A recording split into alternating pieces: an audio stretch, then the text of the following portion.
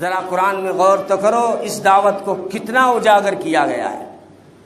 وَإِلَىٰ عَادٍ أَخَاهُمْ هُودًا، اور جب ہم نے قوم عاد کی طرف ہود علیہ السلام کو بھیجا، انہوں نے بھی یہی کہا، قَالَ يَا قَوْمِ اعْبُدُوا اللَّهَ مَا لَكُم مِّنْ إِلَٰهٍ غَيْرُهُ وَلَقَدْ أَرْسَلْنَا نُوحًا، ترجمہ نہیں کروں گا، طلبہ ہے، وَلَقَدْ أَرْسَلْنَا نُوحًا إِلَىٰ قَوْمِهِ فَقَالَ يَا قَوْمِ اعْبُدُوا اللَّهَ مَا لَكُم مِّنْ إِلَٰهٍ غَيْرُهُ أَفَلَا تَتَّقُونَ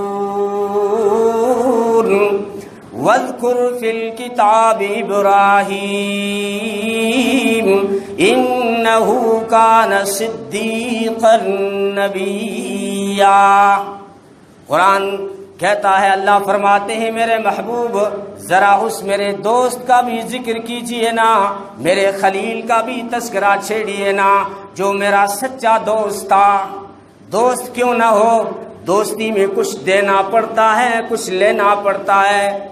ساری دنیا کی دوستی کا اصول یہی ہے کہ کچھ دینا پڑتا ہے اور کچھ لینا پڑتا ہے۔ ابراہیم علیہ السلام سے بھی پوچھا گیا کہ اللہ نے آپ کو خلیل کیوں بنایا، اللہ نے آپ کو دوست کیوں بنایا؟ پیغمبر تو اور بھی بہت سارے تھے، رسول تو اور بھی بہت سارے تھے، برگزیدہ ہستیاں بہت آئی، بہت ساری بستیوں میں بڑی بڑی ہستیاں پائی گئی، لیکن اللہ نے جب اپنا خلیل چنا، ابراہیم تم کو ہی کیوں چنا؟ ان کا ذرا جواب سنو۔ کہنے لگے اللہ نے مجھے خلیل اس لیے بنایا، اللہ نے مجھ سے مال مانگا، میں نے سارا مال مہمانوں پہ لگا دیا، اللہ نے مجھ سے اقربا و اعزا کی قربانی مانگی، میں نے ان کو سلام کر دیا، اللہ نے مجھ سے وطن کی قربانی مانگی، میں نے خیر بات کہہ دیا، اللہ نے مجھ سے بیوی بچوں کی قربانی مانگی، میں نے جنگل میں بٹھا دیا، اللہ نے مجھ سے بیٹے کی قربانی مانگی، میں خنجر لے کے کھڑا ہو گیا، اللہ نے مجھ سے جان مانگی، میں نے نار نمرود میں پیش کر دی، پھر اللہ نے مجھے خلیل بنایا ہے۔ تو میں کہہ رہا تھا ساری دنیا کا یہی اصول ہے، دوستی میں کچھ لیا جاتا ہے اور کچھ دیا جاتا ہے۔ اچھا، اللہ ماشاء اللہ لگا رہا ہوں، سوائے جنوبی ایشیا کی پیری مریدی کا جو رشتہ ہے، اس میں بیچارے پیر کو صرف دینا ہی پڑتا ہے، پیر کو تو لینا ہی پڑتا ہے اور مرید بیچارے کو دینا ہی پڑتا ہے۔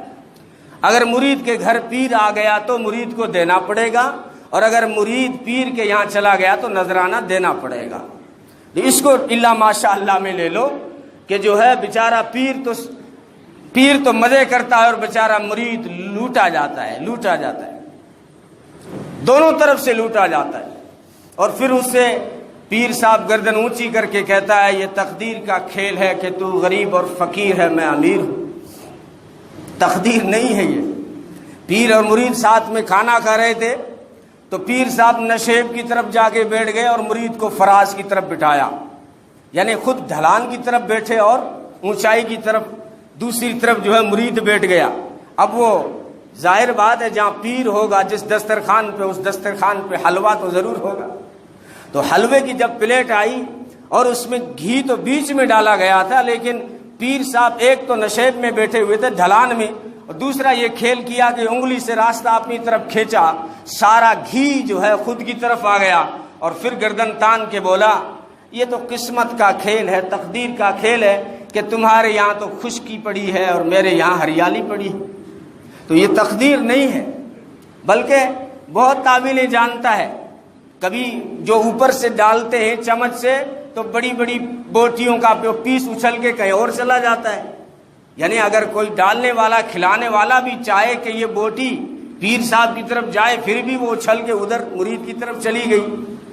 تو اب جو ہے پیر صاحب نے ساری پلیٹ گھما کے وہ بڑا پیس اپنی طرف کر لیا۔ مرید نے پوچھا پیر صاحب یہ کیا ہے؟ تو کہا کہ بدبخت پتہ نہیں ہے، مرغی کی ٹانگ کعبے کی طرف تھی، میں نے اس کو مشرق کی طرف کیا ہے۔ تو یہ تقدیر نہیں ہے، تقدیر کے ساتھ کھلواڑ ہے۔ آپ کل صبح سے سنتے آ رہے ہیں، مجھے پتا ہے آپ بور ہو چکے ہیں، اس لیے میں باتیں لا رہا ہوں کہ سلیمان علیہ السلام کے پاس میں ایک کبوتری آتی ہے اور آ کے شکایت کرتی ہے اور کہتی ہے کہ اللہ کے پیغمبر، میرے شوہر کو کسی نے مار ڈالا ہے۔